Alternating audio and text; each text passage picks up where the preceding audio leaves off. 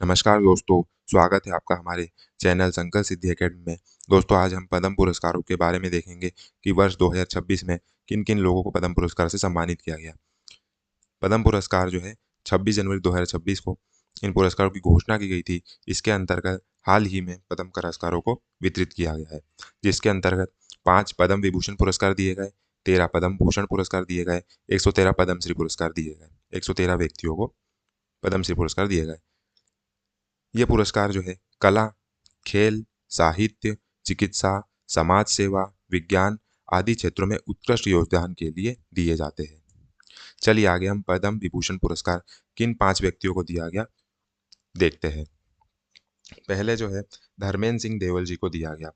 धर्मेंद्र सिंह जी का जो क्षेत्र है कला और भारतीय सिनेमा का क्षेत्र है।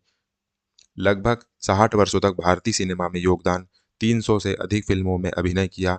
हिंदी सिनेमा के ही मैन कहलाए। शोले, चुपके चुपके, सत्यकाम जैसी फिल्मों से प्रसिद्धि इनको मिली। उन्हें यह सम्मान मरणोपरांत दिया गया। पुरस्कार उनकी पत्नी हेमा मालिनी ने ग्रहण किया। अगले हैं हमारे केटी थॉमस जी। जन सेवा और न्यायपालिका के लिए इन्हें यह पुरस्कार दिया गया। भारत के पूर्व सुप्रीम कोर्ट के न्यायाधीश रहे हैं। न्यायिक सुधारों और संवैधानिक मामलों में महत्वपूर्ण में योगदान दिया है इन्हें। मानवाधिकार और संवैधानिक न्याय से जुड़े महत्वपूर्ण निर्णय एवं भारतीय न्यायपालिका में निष्पक्षता और सुधारों के लिए ये प्रसिद्ध थे। इन्हें यह पद्म विभूषण पुरस्कार दिया गया। अगले है एन राजम। एन राजम कला और साहित्य संगीत के क्षेत्र में इन्हें दिया गया। प्रसिद्ध हिंदुस्तानी शास्त्रीय वायलिन वादक, गायकी अंग शैली की महान कलाकार, भारतीय वायलिन संगीत को अंतर्राष्ट्रीय पहचान दिलाई। बनारस घराने से जुड़ी हुई है। कई दशकों तक संगीत शिक्षा और प्रस्तुति में इन्हें योगदान दिया है। तो ये आप देख सकते हैं, ये जो है ये एन राजम है ये, और ये हमारे केटी थॉमस जी, और ये हमारे फिल्म जगत के धर्मेंद्र सिंह जी, जिन्हें मरणोपरांत यह पुरस्कार दिया गया। अगले देखते हैं पी नारायण। पी नारायण जी जो है, इनको साहित्य एवं शिक्षा के क्षेत्र में पद्म विभूषण दिया गया। प्रसिद्ध मलयालम पत्रकार और साहित्यकार है ये। शिक्षा और सामाजिक जागरूकता के क्षेत्र में महत्वपूर्ण योगदान दिया है।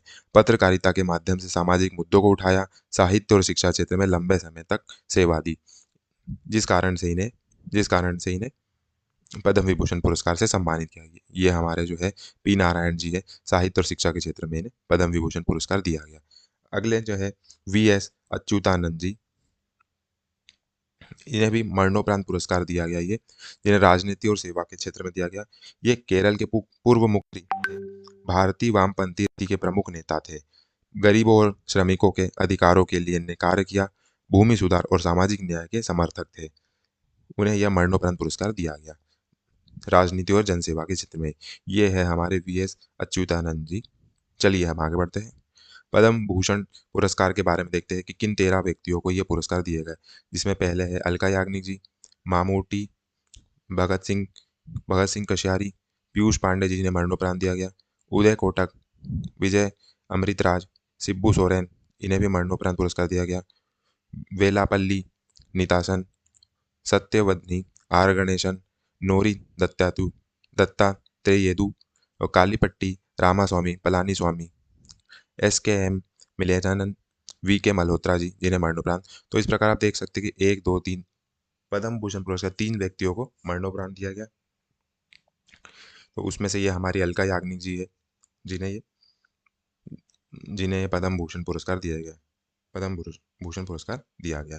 ये हमारे जो है मामूट्टी जी, ये मलयालम फिल्म जगत से जुड़े हुए हैं। इन्हें इनके क्षेत्र के लिए पद्म पुरस्कार दिया गया।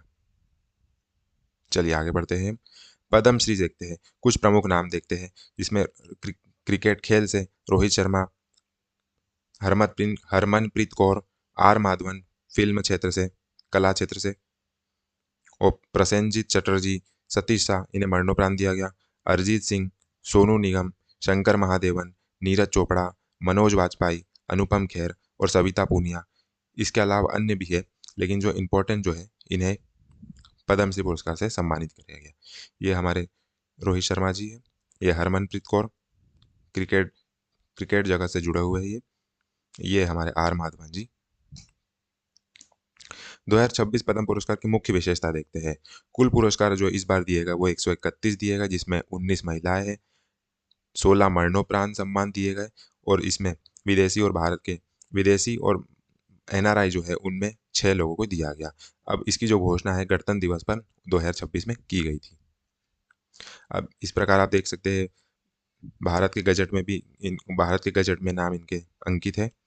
ये देखिए, श्री धर्मेंद्र सिंह देवल जी, एन राजन कला के क्षेत्र में, ये 2 लोगों को अभी दिया गया है। बाकी अन्य लोगों को है जो है अगले चरण में दिया जाएगा। इसी प्रकार पद्म भूषण में देख लीजिए, ये भगत सिंह कोश्यारी जी, आर डॉक्टर आर गणेशन कला के क्षेत्र में, पीयूष पांडे मरणोपरांत दिया गया, कालीपट्टी रामास्वामी, विजय कुमार मल्होत्रा, उदय कोटक। ये उदय कोटक जो है ये महेंद्रा कोटक जो है उसके ये संस्थापक है। चलिए आगे बढ़ते हैं हम। इस प्रकार ये पद्मश्री में भी देख सकते हैं, ये 34 लोगों को ये पुरस्कार दिया गया। श्री विश्वबंधु, श्री भारत सिंह भारती एवं ये अन्य जो नाम है ये 34 लोगों को दिया गया। बाकी अन्य जो है उनको अगले चरण में ये पुरस्कार दिया जाएगा। इसकी घोषणा 26 जनवरी को हो चुकी है, लेकिन यह पुरस्कार अगले चरण में दिया जाएगा। इस प्रकार ये 35 के बाद ये 57 नाम और है, तो ये 57 नाम इन लोग को दिया गया। अब आइए हम पद्म पुरस्कारों के इतिहास के बारे में देखते हैं। भारत सरकार ने वर्ष 1954 में भारत रत्न और पद्म अवार्ड की शुरुआत की थी। शुरुआत में पद्म विभूषण के 3 वर्ग थे, पहला वर्ग, दूसरा वर्ग और तीसरा वर्ग।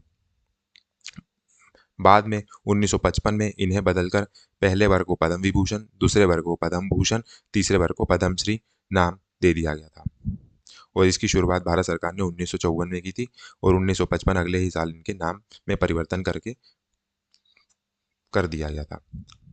और जो भारत रत्न पुरस्कार है, ये भारत सरकार का जो है सबसे सर्वोच्च पुरस्कार है। और उसी प्रकार जो पद्म विभूषण जो है द्वितीय श्रेणी का पुरस्कार है, ये तृतीय श्रेणी का पुरस्कार है, और ये चतुर्थ श्रेणी का सर्वोच्च पुरस्कार है। पद्म विभूषण यह भारत सरकार का दूसरा सर्वोच्च नागरिक सम्मान है। यह असाधारण एवं विशिष्ट सेवा के लिए दिया जाता है। इसी प्रकार पद्म भूषण यह भारत सरकार का तीसरा सर्वोच्च नागरिक सम्मान, नागरिकों को दिया जाने वाला सर्वोच्च सम्मान है। यह उच्च कोटि की विशिष्ट सेवा के लिए दिया जाता है। इसी प्रकार पद्मश्री यह भारत सरकार का चौथा सर्वोच्च नागरिक सम्मान है। यह विभिन्न क्षेत्रों में उल्लेखनीय सेवा के लिए दिया जाता है। पद्म पुरस्कार लगभग सभी क्षेत्रों में दिए जाते हैं। वो क्षेत्र देखते हैं हम। कला के क्षेत्र में कला के अंतर्गत संगीत, सिनेमा, चित्रकला। साहित्य के क्षेत्र में लेखक, कवि या लेखन इन्हें दिया जाता है। विज्ञान के क्षेत्र में वैज्ञानिकों को दिया जाता है। वैज्ञानिक क्षेत्र में, खेल जगत में क्रिकेट, हॉकी, एथलेटिक क्षेत्र में खेल जगत में दिया जाता है। चिकित्सा क्षेत्र में डॉक्टर, समाज सेवा क्षेत्र में सामाजिक कार्यकर्ता, उद्योग के क्षेत्र में उद्योगपति, शिक्षा के क्षेत्र में शिक्षक एवं शिक्षाविद। इन सभी क्षेत्रों में यह पुरस्कार वितरित किए जाते हैं। अब कौन पात्र रखता है? कोई भी भारतीय नागरिक इस पुरस्कार के लिए पात्र होते हैं। इसके अलावा विदेशी नागरिक भी पात्र होते हैं। एनआरआई या ओसीआई भी पद्म पुरस्कार प्राप्त कर सकते हैं, लेकिन सामान्य सरकारी कर्मचारी पात्र नहीं होते। हालांकि डॉक्टर और वैज्ञानिक इसके अपवाद हैं। चयन प्रक्रिया देखते हैं तो पद्म पुरस्कार समिति जो है हर वर्ष, एक पद्म पुरस्कार समिति जो रहती है वो हर वर्ष भारत सरकार द्वारा एक पद्म अवार्ड कमेटी बनाती है। इसमें शामिल होते हैं कैबिनेट सेक्रेटरी, होम सेक्रेटरी, राष्ट्रपति सचिवालय के अधिकारी, विभिन्न क्षेत्रों के प्रतिष्ठित व्यक्ति। यह समिति नामों की सिफारिश प्रधानमंत्री और राष्ट्रपति को भेजती है। पुरस्कार कब दिए जाते हैं? माफ कीजिएगा। आम जनता भी किसी व्यक्ति का नाम भेज सकती है। सेल्फ नॉमिनेशन भी संभव है। नामांकन हर वर्ष मई से सितंबर के बीच होते हैं, और इसकी जो घोषणा है 26 जनवरी के आसपास की जाती है। इसका जो सम्मान समारोह है ये मार्च और अप्रैल माह के महीने में होता है, और स्थान जो होता है राष्ट्रपति भवन होता है, और राष्ट्रपति जी द्वारा सम्मान प्रदान किए जाते हैं। अब क्या पद्म पुरस्कार के साथ पैसा मिलता है? नहीं, पद्म पुरस्कार के साथ कोई नगद राशि नहीं दी जाती। सम्मानित व्यक्ति को मेडल, राष्ट्रपति द्वारा हस्ताक्षरित प्रमाण पत्र, सनद दिया जाता है। पद्म पुरस्कार कितनी बार बंद हुए? तो पद्म पुरस्कार 2 बार रोक लगाए गए हैं। अवधि अवधि देखते हैं और उसके कारण देखते हैं। 1978 और 80 के बीच में संवैधानिक विवाद होने की स्थिति में इस पुरस्कार पर रोक लगा दी गई थी। फिर इसके उपरांत 1980 80 के 81 में इसे वापस लाया गया था। फिर 1992 से 1997 के बीच में कानूनी चुनौती के कारण इसे भी रोक दिया गया था, लेकिन बाद में सुप्रीम कोर्ट ने इसे वैध माना था, जिस कारण से 1998 से ये लगातार दिए जाते रहे हैं अभी तक।